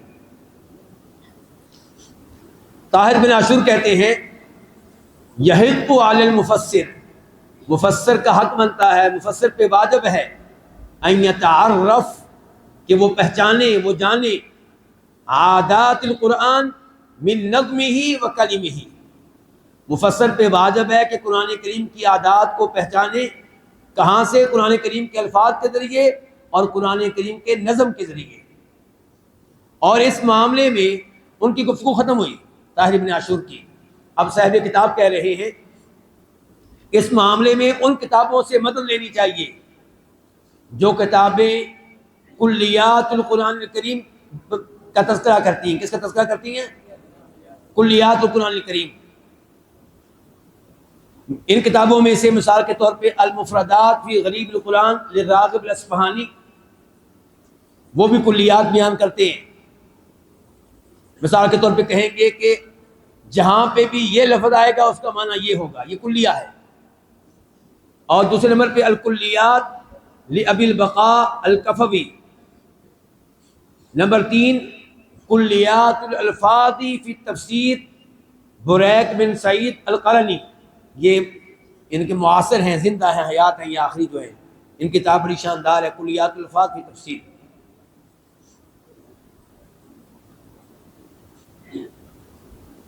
اس قاعدے کی اہمیت کیا ہے جو بھی آپ پڑھ رہے ہیں؟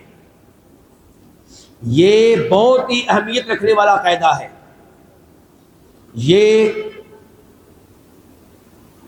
ایک آپ کیا کہیں گے بند کی حیثیت رکھتا ہے، رکاوٹ کی حیثیت رکھتا ہے ان لوگوں کے سامنے جو قرآن کریم کے معانی کے ساتھ کھیلنا چاہتے ہیں.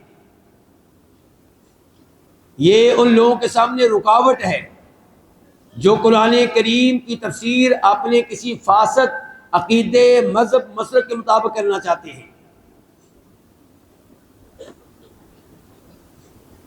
اس قاعدے کو مزید سمجھنے کے لیے علامہ امین شنقیطی کے اس لفظ پہ غور کریں. انہوں نے یہ قاعدہ یوں بیان کیا ہے الحمل علی الغالب اولا. کیا کہہ رہے ہیں؟ الحمل علی الغالب اولا.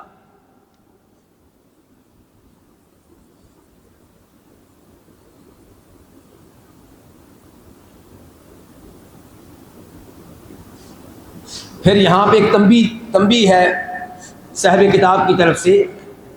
وہ کہتے ہیں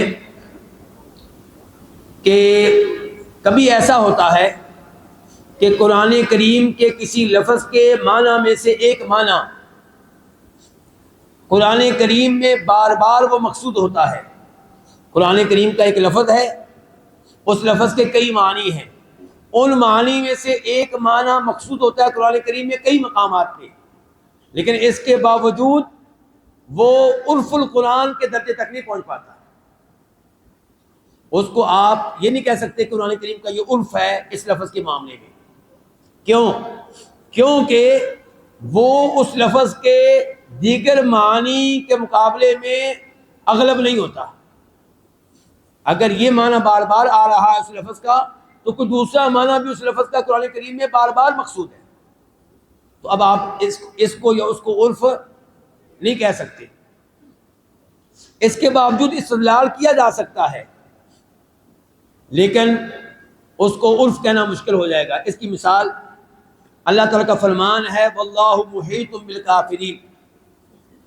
اللہ تعالیٰ کافروں کا احاطہ کیے ہوئے ہے. بعض اہل علم نے کہا اس کا معنی ہے کہ مہلکہم، اللہ تعالیٰ کافروں کو ہلاک کرنے والا ہے. اچھا، ایک معنی کیا ہو گیا؟ احاطہ کرنا. ایک معنی ہلاک کرنا. کہتے ہیں یہاں پہ وَإِطْلَاقُ الْإِحَاطَةِ وَإِرَادَةُ الْإِحْلَاقِ مُتَكَرِّرٌ فِي الْقُرْآنِ، کہ لفظ احاطہ استعمال کر کے اہلاک کا معنی مراد لینا قرآن کریم میں یہ کئی دفعہ آیا ہے. لفظ احاطہ کا معنی لفظ اہلاک یعنی کہ احاطہ کرنا، ہلاک کرنا، یہ معنی اس لفظ کا کئی جگہ قرآن کریم میں ایسا ہوا ہے لیکن یہ اغلب نہیں ہے. مثال کے طور پہ اللہ تعالیٰ کہتے ہیں سورہ یونس آیت نمبر 22 وَظَنُّوا أَنَّهُمْ أُحِيطَ بِهِمْ، کشتی میں بیٹھنے والوں نے یقین کر لیا کہ انہیں اب ہلاک کر دیا جائے گا، انہیں کچی ڈوب رہی ہے. نمبر 2 سورہ کہف وَأُحِيطَ بِثَمَرِهِ، وہ باغ والے، تو اس کے پھل کو ہلاک کر دیا گیا. احیطہ ہلاک کر دیا گیا. تو یہ معنی قرآن کریم میں 2 مقامات میں تو آپ نے دیکھ لیا ہے. اب احاطہ کی طرف آ جائیں. احاطہ سے مراد احاطہ، ہلاکت نہیں. اس کی مثال ہے وَلَا يُحِيطُونَ بِشَيْءٍ مِّنْ عِلْمِهِ إِلَّا بِمَا شَاءَ، اور وہ اللہ تعالیٰ کے علم میں سے کسی چیز کا احاطہ نہیں کر سکتے سوائے اس کے جو اللہ خود دے دے. تو یہاں پہ احاطہ کا معنی کیا ہے؟ گھیراؤ کر لینا، احاطہ کر لینا. اس کے بعد اس قاعدے کے دلائل ہیں لیکن دلائل کو ترک کرتے ہیں اور مثالوں کی طرف چلتے ہیں. پہلی مثال اللہ کا فرمان ہے فلا اقسم بمواقع النجوم وانه لقسم لو تعلمون عظیم. فلا کے بارے میں گفتگو فی الحال نہیں کرتا کہ لا کا کیا کرنا ہے، آگے چلتے ہیں. اقسم بمواقع النجوم، میں قسم اٹھاتا ہوں ستاروں کے گرنے کے مقامات کی، جن کے غروب ہونے کے مقامات. مواقع کا معنی غروب ہونے کے مقامات، نجوم کا معنی کیا کیا ہم نے؟ ستارے. وَإِنَّهُ، اور بے شک یہ لَقَسَمٌ، البتہ ایسی قسم ہے، لو تعلمون، اگر تم جان لو تو عظیم، یہ کیا ہے؟ عظیم ہے. عظیم صفت ہے کس کی؟ قسم کی. چلیں جی، اب یہ واضح ہو گیا. علماء کرام کا یہاں پہ اختلاف ہے کہ ان نجوم سے مراد کون سے نجوم ہیں. پہلا قول، اس سے مراد ہیں قرآن کریم کی آیتیں. نجوم سے مراد کیا؟ قرآن کریم کی آیات.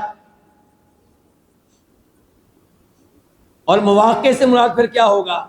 قرآن کریم کا وقفے سے نازل ہونا. یعنی کہ میں قسم اٹھاتا ہوں قرآن کریم کے وقفے سے نازل ہونے کی. اور دوسرا قول یہ ہے کہ اس سے مراد ہیں ستارے. اور مواقع سے مراد پھر کیا ہوگا؟ غروب ہونے کے مقامات، ستاروں کے گرنے کے مقامات.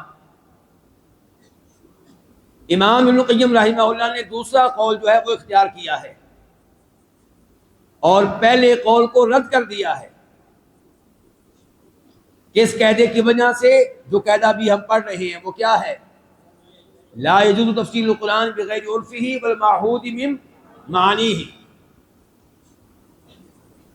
فرماتے ہیں امام صاحب وَأَظْهَرُ الْقَوْلَيْنِ، ان 2 اقوال میں سے زیادہ ظاہر قول، زیادہ راجح قول، انہو اقسم کہ اللہ نے قسم اٹھائی ہے بمواقع هذه النجوم التي في السماء، ان نجوم کی جو آسمانوں پہ ہوتے ہیں، ان کے تارے.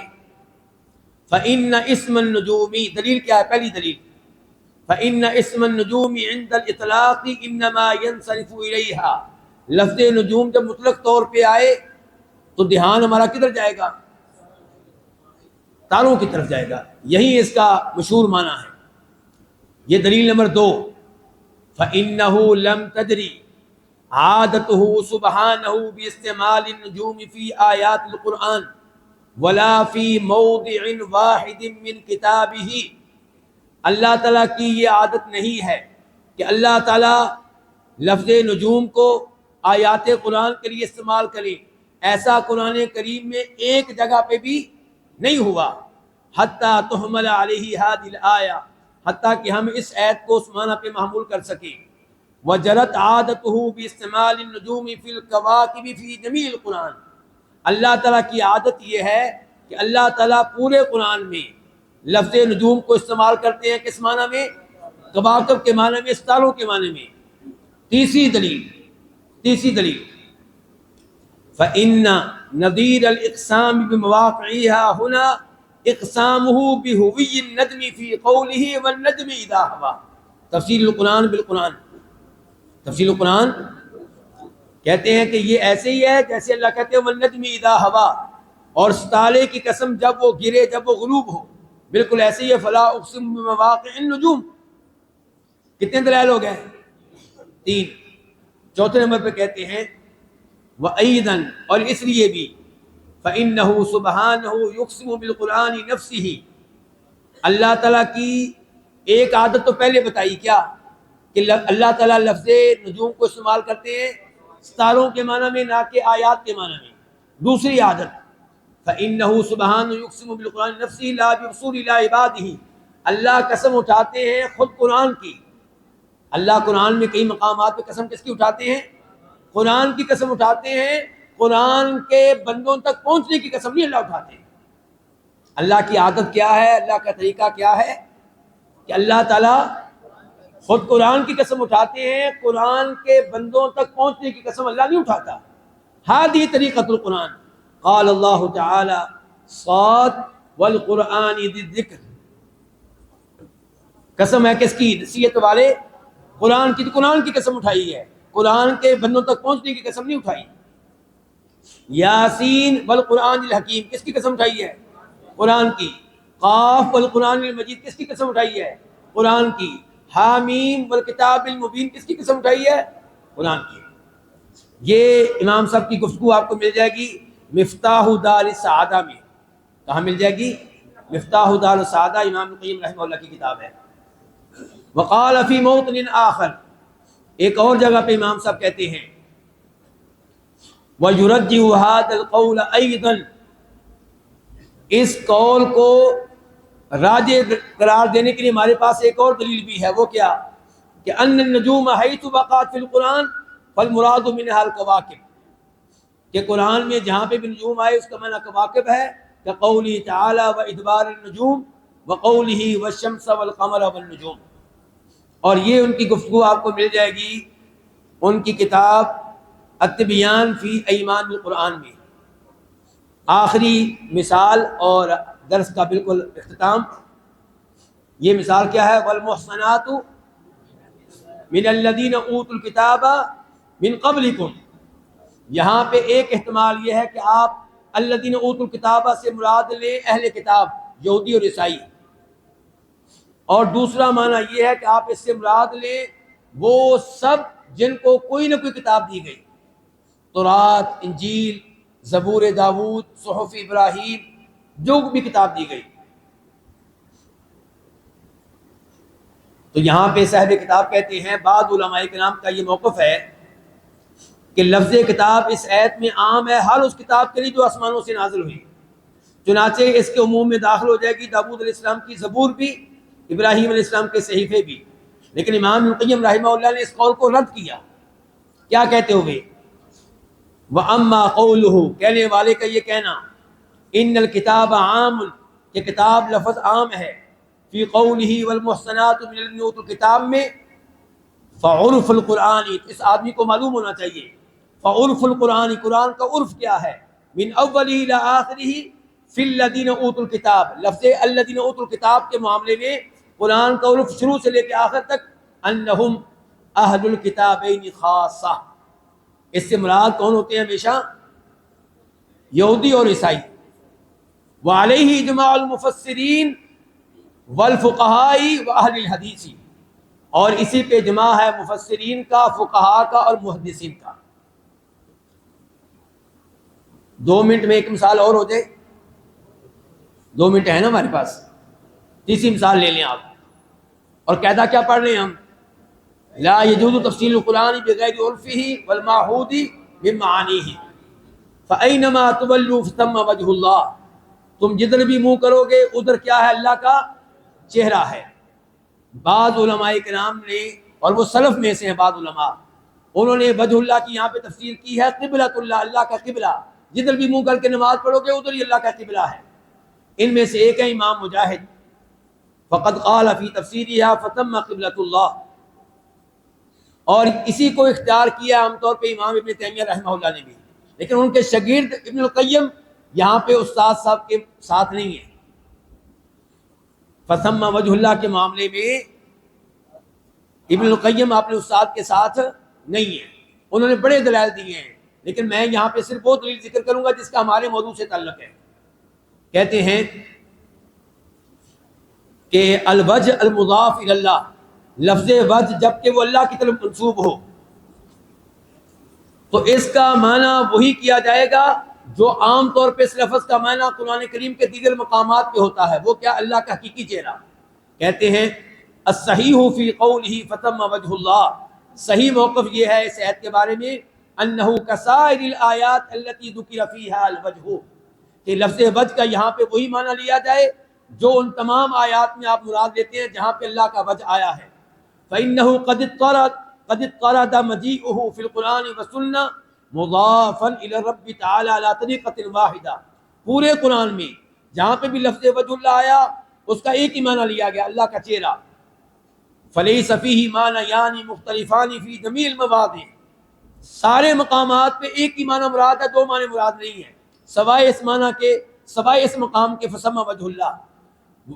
وہذا لا يتعین حملہ علی القبلۃ والجہہ، اور اس کا معنی قبلہ کرنا اس کی کوئی پکی دلیل نہیں ہے.